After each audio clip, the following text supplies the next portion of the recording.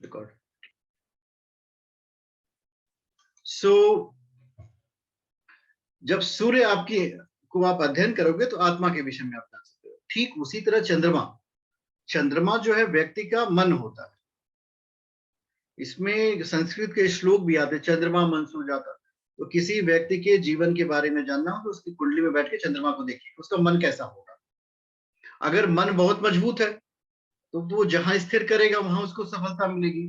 और मन अगर उसका उच्छृंखल प्रकृति का है कि आज ये काम करेगा, कल वो काम करेगा, परसों वो करेगा, तो कहीं सफल नहीं होगा। आज एक दुकान खोल लेगा कपड़े की, कल कहेगा चल नहीं रही है, फिर हार्डवेयर की खोल लेगा। अच्छा, हार्डवेयर की भी नहीं चली तो रियल एस्टेट का बिजनेस स्टार्ट कर देगा।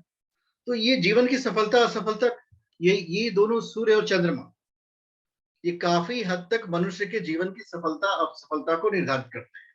इन दोनों को ठीक करने का महा उपाय, सूर्य के लिए गायत्री मंत्र जप करिए और चंद्रमा के लिए ओम नमः शिवाय का जप करिए।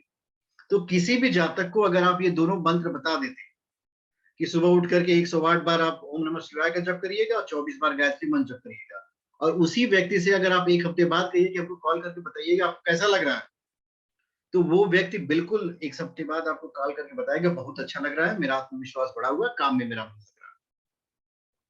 तो आपने क्या किया, देखिए उसके सूर्य और चंद्रमा को मजबूत कर। इन सारी परिस्थितियों में जैसे मंगल को देखा जाए तो मंगल एक आक्रामक प्रवृत्ति उत्पन्न करता है व्यक्ति के अंदर। जैसे जो सैनिक होते हैं जिनके अंदर यह क्षमता होती है कि वो किसी भी परिस्थिति में लड़े। सैनिक वो नहीं होता जो सिर्फ कंफर्ट जोन में लड़ता है, वो किसी भी परिस्थिति में उसका उसका नाम ही है योद्धा, वो लड़ेगा। तो ये मंगल से प्रवृत्ति आती है। अब किसी व्यक्ति का अगर आप देखते हैं कि मंगल की स्थिति अच्छी नहीं है, अब वो आपसे प्रश्न करने आ जाए क्या मेरी नौकरी पुलिस में लगेगी, सेना में लगेगी, तो आपको स्पेसिफाई करना पड़ेगा, बिल्कुल नहीं लगेगी, किसी दूसरी दिशा में लगाओ, क्योंकि मंगल का मजबूत होना बहुत आवश्यक है उसके लिए। अब फिर भी वो इंसिस्ट करता है, तो उसके कुछ ऐसे उपाय बताइए जिससे उसका मंगल मजबूत हो जाए। कोई ऐसी साधना बताइए, कोई मंत्र बताइए जो मंगल को मजबूत करते हैं। और साथ ही साथ ये प्रिकॉशन करिए, क्योंकि जो चीज पावरफुल है, जैसे एक व्यक्ति संत है, अब उसका मंगल कितना मजबूत करे, आक्रामकता आएगी नहीं उसके अंदर, क्योंकि वो तो कहेगा शांति शांति शांति, वो युद्ध करेगा ही नहीं। तो हर जगह ये काम नहीं कर सकता कि कोई भी व्यक्ति आ जाए और कहे कि मंगल को हम मजबूत कर लेंगे तो हम सैनिक हो जाएंगे, ऐसा संभव नहीं होता। बुद्ध जो है व्यक्ति की वाणी होती है। वाणी मनुष्य के जीवन में बहुत अहम रोल निभाती है। ऐसा क्यों होता है?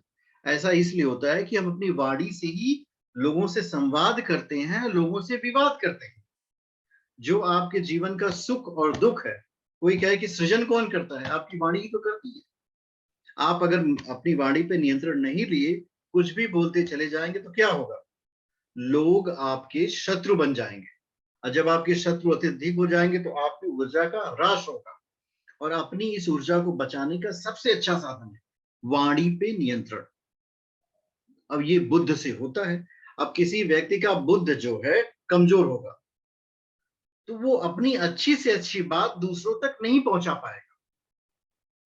जैसे गुरु जो है ज्ञान का कारक होता है, आपको जानते हैं लेकिन बता तभी पाएंगे जब बुद्ध आपके पास है। जैसे हम आप तक कैसे पहुंचते हैं, हम आप कम्युनिकेशन स्किल के, मेरे पास जो भी दिमाग में ज्ञान है, बुद्धि या बल है, कैसे पहुंचेगा जब तक हम आपको ठीक से उन बातों को पहुंचा नहीं सकते। तो बुद्ध व्यक्ति के जीवन में एक अहम रोल निभाता है। ये वाणी का कारक है, मनुष्य बोलता है। किसी भी व्यक्ति का बुद्ध जानना हो तो उसे कहिए बोलो। अगर वह व्यक्ति अपनी बात को बहुत सहजता से, बहुत सरलता से आप तक पहुंचा जानता है तो जान लीजिए उसका बुद्ध बहुत स्ट्रांग है, वह अपनी बुद्धि के बल से बहुत आगे बढ़ जाएगा। गुरु ज्ञान का कारक है, विद्या का कारक है, और एक तरह से कह सकते हैं ये मुक्ति का कारक है। मनुष्य के जीवन में जो मोक्ष का मार्ग होता है। दूसरी बात ये कह सकते हैं मनुष्य के जीवन में जो कठिनाइयां हैं उससे छुड़ाने का रास्ता गुरु के पास है। वो अंधेरे में प्रकाश की तरह है। तो गुरु की पावर भी आप बता सकते हैं व्यक्ति को। शुक्र, शुक्र जो डिपेक्ट करता है संसार का भोग विलास माया प्रपंच, जिसमें जीवात्मा फंस जाती है और जन्म जन्मांतर तक फंसी रहती है।